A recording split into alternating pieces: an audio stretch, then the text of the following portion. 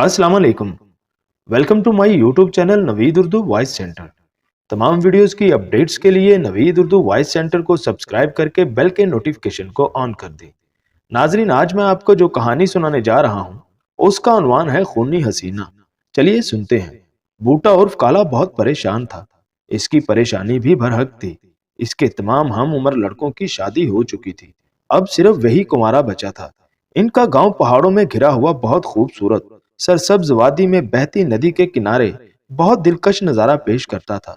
बेहतरीन आबो हवा की वजह से यहाँ के बाशिंदे खूबसूरत, गोरे, सेहतमंद और दिलकश नकूश के मालिक थे। इन्हीं खसूसियात की बिना पर वो पूरे मुल्क से ज्यादा हसीन और मुमताज हैसियत रखते थे। किस्मत की बात है कि इतने हसीन लोगों में बूटा काली रंगत के साथ पैदा हुआ। हालांकि इसके नकूश खूबसूरत और सेहत अच्छी थी, मगर काली रंगत इसे दूसरों से मुमताज करने का सबब रही थी। काला अच्छा, रहमदिल और हमदर्द किस्म का लड़का था। सिवाय गोरी रंगत के इसमें सारे गुण मौजूद थे। सब इसकी तारीफें करते थे, मगर रिश्ता देने से सब इनकारी थे। काला, जिसका असल नाम बूटा मगर काली रंगत की वजह से सारे गांव में काले के नाम से मशहूर था। गरीबों का साथी, बेवाओं और यतीमों का हमदर्द, बहनों का भाई, गैरतमंद और सबका एहतराम करने वाला लड़का था। गांव की रस्म के मुताबिक इसकी शादी किसी और इलाके में भी नहीं हो सकती थी। शन्नो गांव की हसीन तरीन लड़कियों में शुमार होती थी। काला इसे चाहने लगा, मगर शन्नो इसे घास नहीं डालती थी। एक दो बार काले ने इससे बात करने की कोशिश की, मगर वो हकारत और गुस्से से बोली, अच्छा, तो अब तुम मुझसे मोहब्बत करोगे? अबे जा जाकर आईने में अपना चेहरा तो देख। बड़ा आया पैगामे मोहब्बत लेकर। इसके बाद अगर मुझसे बात करने की कोशिश की ना, तो याद रखना मुझसे बुरा कोई ना होगा। एक दिन शन्नो का अकलौता भाई नदी में नहा रहा था कि अचानक डूबने लगा। इस मंजर को गांव के बहुत से बहादुर नौजवान देख रहे थे। शन्नो भी मौजूद थी, जो मदद के लिए चीखो पुकार कर रही थी, मगर किसी ने इसकी मदद ना की। इतने में काला भी वहां पहुंच गया और फौरन शन्नो के भाई को बचाने के लिए नदी में कूद गया। काफी जद्दोजहद के बाद वो इसे बचाने में कामयाब हो गया। इसके कारनामे को पूरे गांव में सराहा गया। अब इसे पूरा यकीन था कि वो शन्नो के दिल में अपने लिए जगह बना ही लेगा।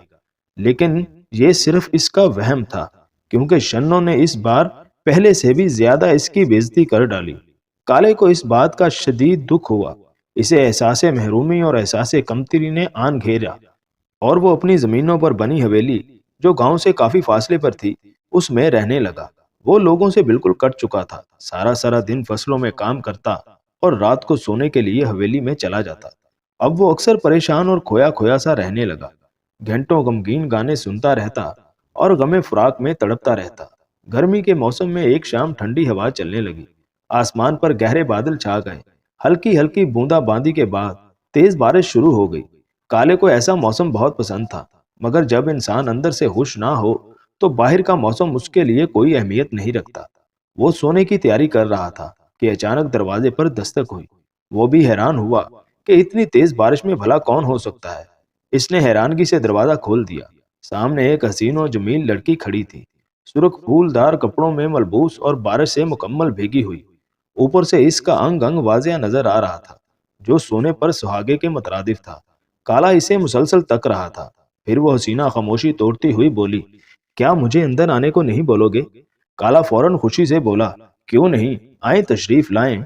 आप कौन? और इस वक्त यहाँ अंदर आकर वो हसीन चेहरे पर मुस्कुराहट बखेरते हुए बोली, दरअसल मैं मुसाफिर हूँ। बजरिया मरकजी सड़क सफर कर रही थी कि तेज बारिश और जबरदस्त तूफान की वजह से बस खराब हो गई। मुसाफिरों में सिर्फ मैं ही वाहिद लड़की थी। बस तो सुबह ही ठीक होती, इसलिए मैंने आपकी हवेली का रुख कर लिया कि शायद कोई मदद मिल जाए। काला इस हसीन हुस्न की देवी को देखकर बहुत खुश हुआ। काले ने इसके लिए खाने के लिए जो कुछ मौजूद था सामने रख दिया और चाय भी बनाई, मगर हसीना खाने में दिलचस्पी नहीं ले रही थी। काला समझा शायद अमीर घराने की होने की वजह से इसे गरीबों का खाना पसंद नहीं आ रहा, मगर बात दरअसल कुछ और ही थी। थोड़ी देर में ही वो आपस में खूब घुल मिल गए। रात गुजारने के लिए वो एक ही बिस्तर पर लेट गए। काला हैरान था कि हसीन अजनबी लड़की, जिसका नाम अंबर था, जिसे इसने पहले कभी देखा तक न था, इतनी जल्दी कैसे इसके साथ सोने के लिए तैयार हो गई। इसने अपना नाम अंबर बताया। फिर अंबर ने इसे बताया کہ وہ بہت ایک امیر خاندان سے تعلق رکھتی ہے۔ بہت عرصہ قبل ہی اس کے والدین کا انتقال ہو چکا ہے اور اس کے چچا اس کی جائیداد پر قبضہ کرنے کے لیے اس کی شادی اپنے ذہنی معذور بیٹے سے کرنا چاہتا ہے۔ اسی لیے وہ گھر سے بھاگ آئی اور اب وہ اس کے پاس ہے۔ بجلی کڑک رہی تھی، بارش اور زیادہ تیزی سے برسنے لگی۔ اتنے سہانے موسم میں جب ایک خوبصورت اور جوانی سے بھرپور حسینہ باہوں میں ہو تو کسی نوجوان کو اور کیا چاہیے۔ پھر کالے نے امبر کی رضامندی کو بامتے ہوئے دوری نہ رہے کوئی آج اتنے قریب آؤ کہ میں تم میں سما جاؤں تم مجھ میں سما جاؤ گانا لگایا اور اسے پکڑ کر پیار کرنے لگا۔ آسمان پر بجلی کڑک رہی تھی، بالکل اسی طرح جس طرح ان دونوں کے سینے میں بھی ایک طوفان برپا ہو چکا تھا۔ پھر کالے نے یہ شعر کہتے ہوئے بلب بند کر دیا: آج شب وصل ہے گل کر دو ان چراغوں کو، خوشی کی بزم میں کیا کام جلنے والوں کا۔ پھر ان دونوں نے جذبات کی تمام حدوں کو نہ صرف پار کیا بلکہ ایک دوسرے کے جسموں سے خوب فیض یاب ہوئے۔ کالے نے اس کی ہر ممکن خدمت کی۔ اتفاق سے ان دنوں بارش کی جھڑی لگ گئی جو تقریباً 14 روز تک جاری رہی۔ امبر کالے سے بہت پیار اور شفقت سے پیش آتی، اسے ہر طرح سے مکمل خوش رکھتی۔ دونوں اکٹھے جینے مرنے کے وعدے کرتے اور قسمیں اٹھاتے۔ کالے کو اور کیا چاہیے؟ وہ بے چارہ تو پہلے ہی اپنوں کا دکھادرا ہوا تھا۔ وہ امبر کے پیار اور حسن و شداب میں مکمل طور پر کھو گیا۔ کالے نے واضح محسوس کیا کہ امبر یا تو کھاتی ہی نہیں، اگر کھاتی بھی ہے تو انتہائی کم۔ وہ ہر وقت پریشان اور الجھی سی رہتی۔ یہ بات کالے کے لیے انتہائی پریشان کن تھی۔ وہ اسے ہر طرح سے خوش رکھنے کی کوشش کرتا مگر امبر کسی طرح خوش نہ ہوتی۔ البتہ امبر اس کو خوش رکھنے اور اعتماد میں لینے کے لیے اس کی راتوں کو حسین سے حسین تر بناتی۔ کالا بھی اپنی جذباتی پیاس خوب بجھاتا۔ وہ ہر حال میں اپنی محبوبہ کو خوش دیکھنا چاہتا تھا۔ اس نے امبر کو اپنی قسم دے کر پوچھا کہ آخر معاملہ ہے کیا؟ تب امبر نے کچھ ایسا کہہ ڈالا جس کا کالے نے تصور تک بھی نہ کیا ہوگا۔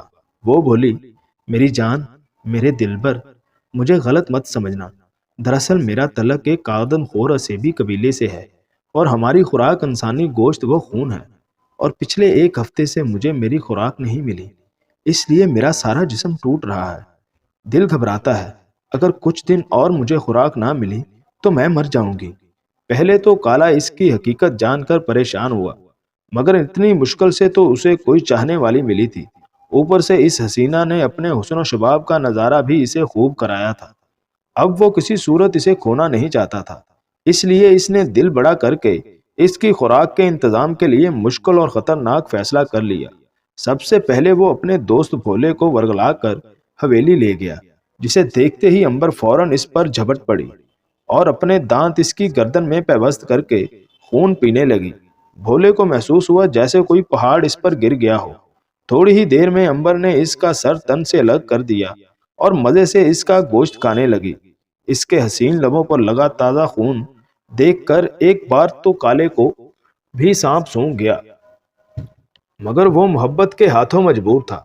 امبر نے پہلے اس کے سینے، بازو اور پیٹ کا گوشت خوب مزے سے کھایا اور ٹانگیں اگلی خوراک یعنی صبح ناشتے کے لیے سنبھال کر رکھ لی، جبکہ کالا ثبوت مٹانے کے لیے اس جگہ کو اچھی طرح صفائی کرنے لگا۔ امبر نے خوشی میں کالے کی یہ رات اتنی رنگین بنا دی جس کا کوئی انسان صرف تصور ہی کر سکتا ہے۔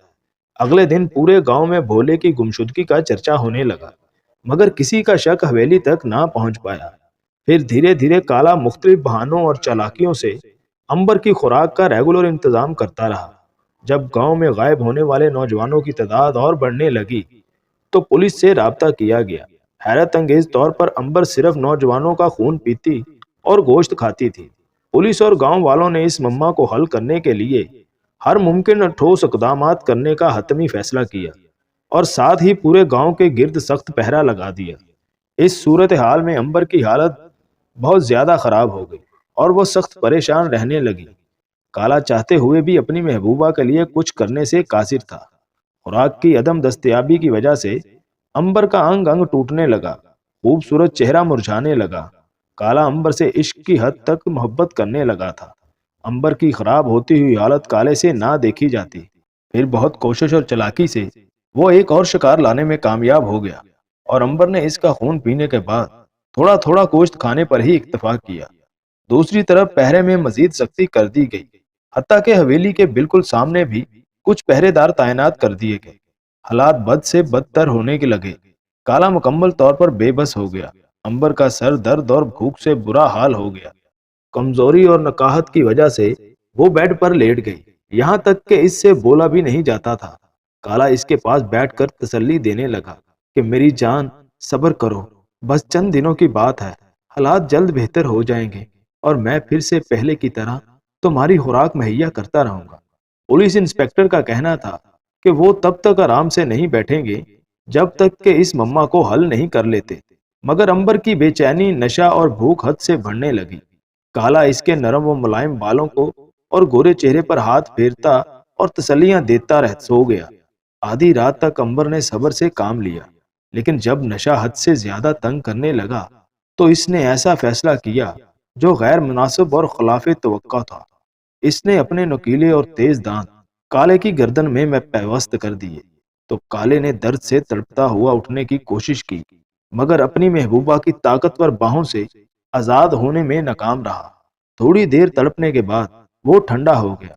फिर तसल्ली से अंबर ने काले का गोश्त खाया। इतना लजीज, सेहतमंद गोश्त और ताज़ा, मज़ेदार, खुश जायका खून इससे पहले इसे कभी मुयस्सर नहीं आया था। मुकम्मल तौर पर इसको निगलने के बाद रात को आखिरी पहर खामोशी से वो हवेली से निकलकर किसी और काले की तलाश में चल पड़ी। हवेली के सामने मौजूद तमाम पहरेदार अंबर का साया तक ना देख सके। कुछ दिन बाद जब पुलिस ने महसूस किया कि काला हवेली से निकल क्यों नहीं रहा, तब उन्होंने अंदर जाकर देखा तो उनकी आंखें फटी की फटी रह गईं और बदबू के भभूके में इंसानी हड्डियां और खोपड़ियां फर्श पर बिखरी हुई थी। तमाम तर कोशिशों और पेशा वराना सलाहियतों के बावजूद पुलिस इस मम्मा को हल करने में नाकाम रही।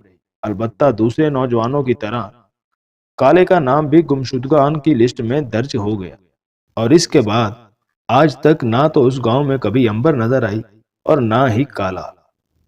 तो जी नाजरीन, कैसी लगी आपको आज की ये कहानी? उम्मीद है कि आप सबको पसंद आई होगी। और अगर अभी तक आपने हमारा चैनल सब्सक्राइब नहीं किया तो प्लीज हमारे चैनल को सब्सक्राइब करके बेल के नोटिफिकेशन को ऑन कर दें। Thanks for watching my channel Naveed Urdu voice centre.